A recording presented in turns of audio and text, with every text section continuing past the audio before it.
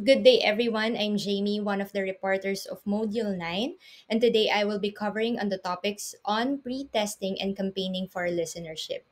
These processes are very important in radio production para we're sure that the content of our program ay hindi lang well prepared, but it also reaches our intended audiences effectively. Now, let's go over and discover bakit nga ba importante ang pre-testing at listenership campaign para maging successful ang isang radio program. First, let's talk about pre-testing. According to Robert Bronwyn de Jong of the Radio Netherlands Center, pre-testing is the testing of informational and promotional materials on groups of individuals in a target audience before a broadcast to a full audience. So, bakit nga ba ginagawa tong process na to? Well, this process helps us identify any misunderstandings, cultural misinterpretation, or areas na kailangan pa ng adjustment. So we can put it like this. Pre-testing is like a dress rehearsal for the broadcast para ma-identify kung ano pa yung mga kailangan ayusin before it reaches a larger audience. The process of pre-testing usually starts by defining kung ano ba yung mga objectives natin. Ano ba yung mga gusto nating ma-achieve with our message.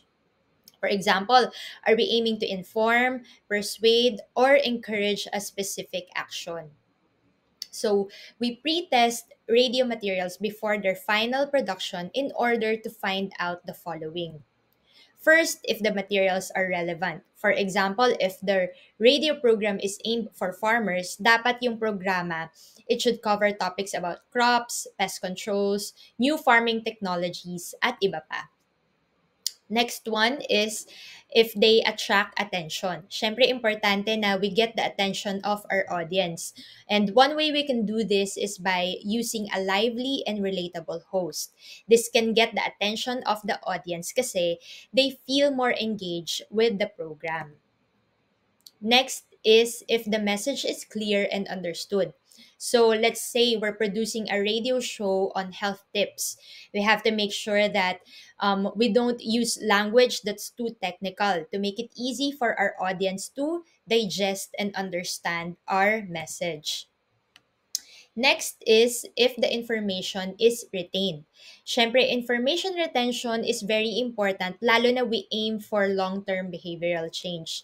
One way we can achieve this is by repetition kasi repetition can help our audience easily recall yung important details ng message natin. Next is whether the materials make the target audience feel involved in the issue. Involving the audience makes the content feel more personal. For example, we could use interviews with people affected by a certain issue na tinatalakay natin. In this way, mas nagiging engaging and mas nagkakaroon ng sense of shared responsibility. Next is whether they are acceptable in the culture. Siyempre, we have to make sure that our message doesn't offend or alienate our audiences.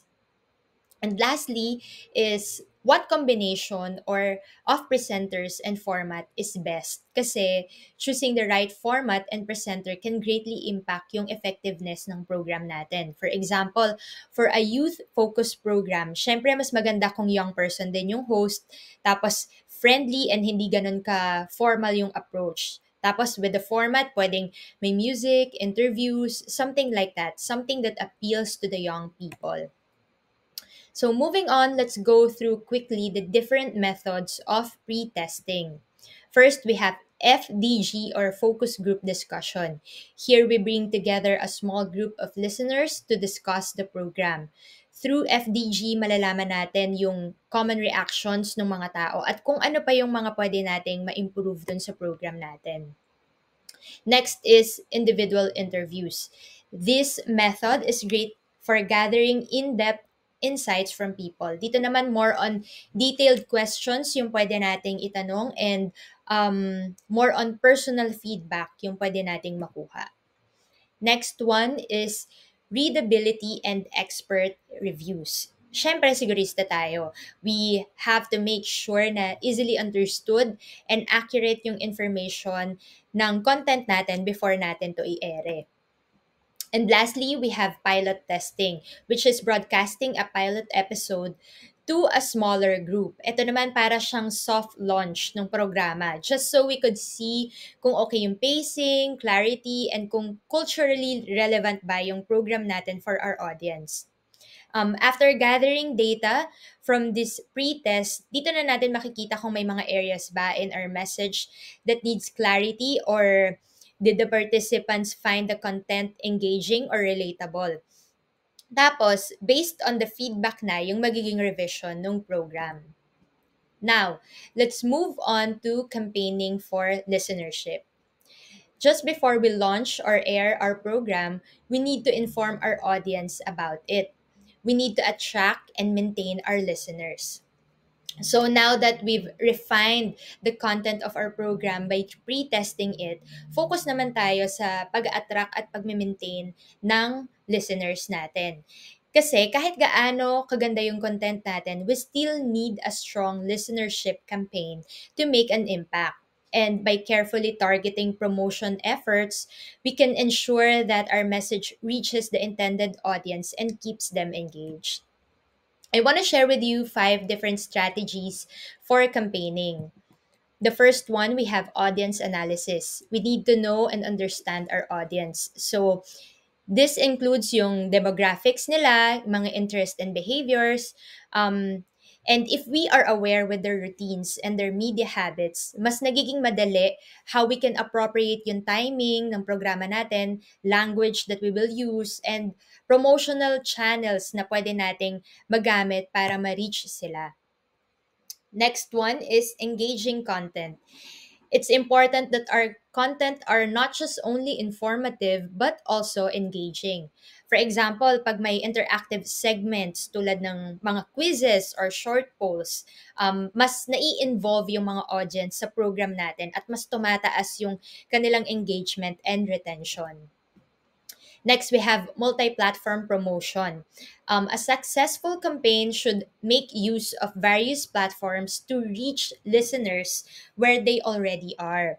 So this means we could reach them on social media, pwede rin sa mga community gatherings.